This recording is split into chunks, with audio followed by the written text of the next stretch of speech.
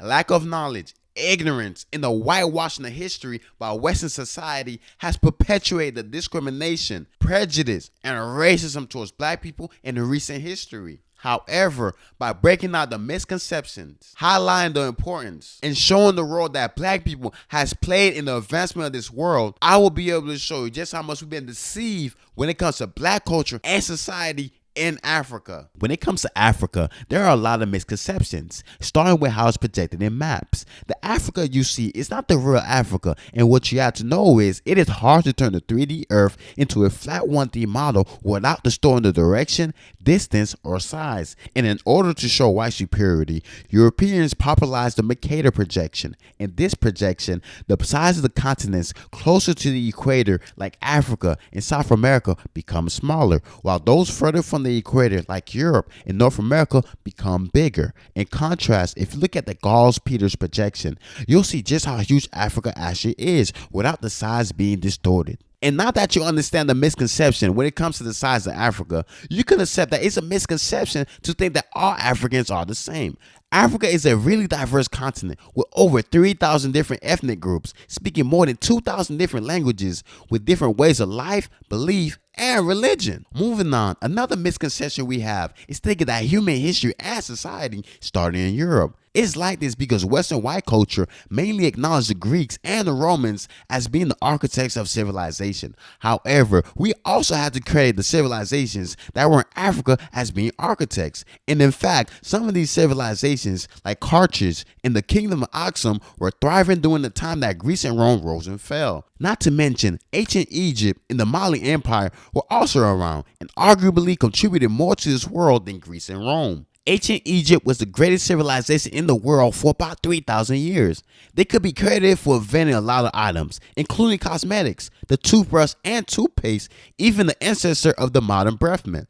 Additionally, they discovered bronze, which allowed them to make tools, weapons, armor, building materials, and decorative items. Furthermore, they were the first group of people to write and keep records. And finally, Egyptians pioneered the use of canals and irrigation channels. They built gates into the canals to control the flow of water and built reservoirs to hold water supplies in case of drought. These techniques were so effective, they were implemented by Greece and Rome. Equally important was the Mali Empire, which lasted for 405 years from 1240 to 1645 CE. They prospered thanks to trade, and their wealth allowed them to become a center of learning. The great city of Timbuktu was the location of several universities where books were accumulated in large libraries. Students were trained to memorize texts and study subjects including theology, law, grammar, logic, history, geography, astronomy, and astrology. Medicine was another subject that was given great attention, making the city famous far and wide for its doctors.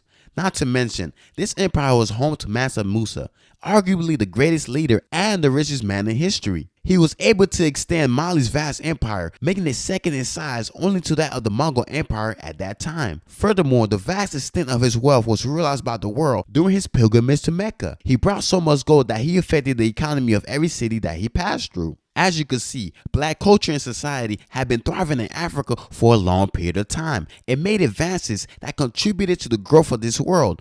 But as great as these societies were, they sadly had some form of slavery, servitude, or coerced human labor before the introduction of the transatlantic slave trade by Europeans. People in Africa were mainly enslaved after they were captured and held as prisoners of war as a result of their group losing in the conflict. Furthermore, enslaved people in Africa were not always permanently separated from their group and had a chance of becoming free within their lifetime. So with that in mind, it's safe to say that no form of early slavery in Africa can compare to the one that was practiced in the Americas in terms of scale, legal status, and racial definition. But regardless, African rulers participated in both forms of slavery.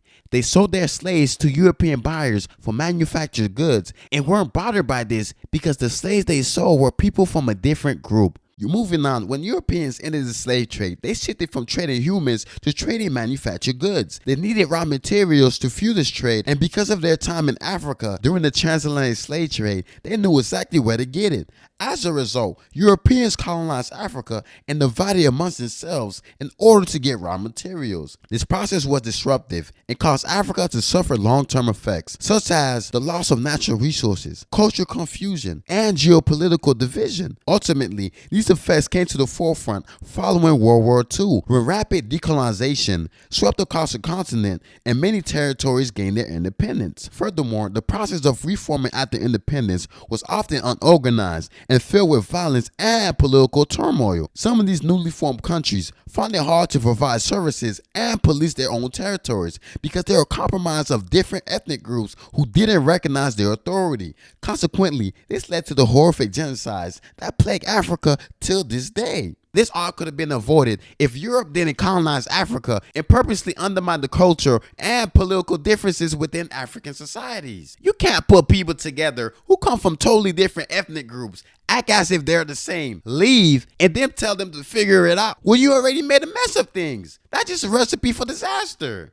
So in conclusion, Western society likes to paint Africa, black culture, and society as uncivilized and full of savages. But you clearly saw who was the uncivilized savages who needed the Egyptians to teach them personal hygiene and who couldn't build wealth without violence and grossly exploiting another group of humans.